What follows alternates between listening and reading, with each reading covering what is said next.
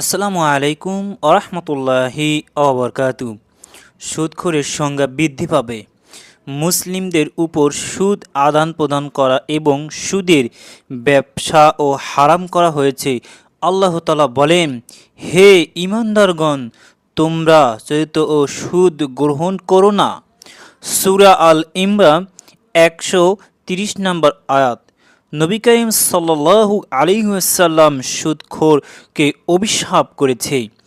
কিয়ামতের পূর্বে মুসলিমদের মাঝে সুদখোর গ্রহণ করা এবং সুদের ব্যবসা ব্যাপকভাবে বৃদ্ধি পাবে।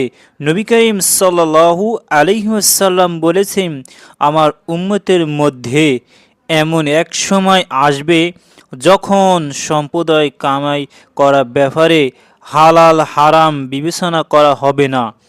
তিনি আরও বলেন, নিশ্চয়ই কিয়ামতের অন্যতম আলামত হচ্ছে সুদের প্রভাব লাভ করবে, সুদখোর বেশি বেড়ে যাবে।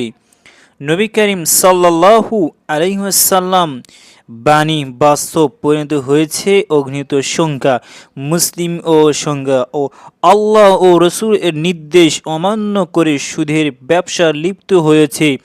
বর্তমানে বিশ্বে এমন কোনো ইসলামিক দেশ পাওয়া যাবে না যেখানে সুদের ব্যাংক নেই বা সুদের ব্যবসা নেই।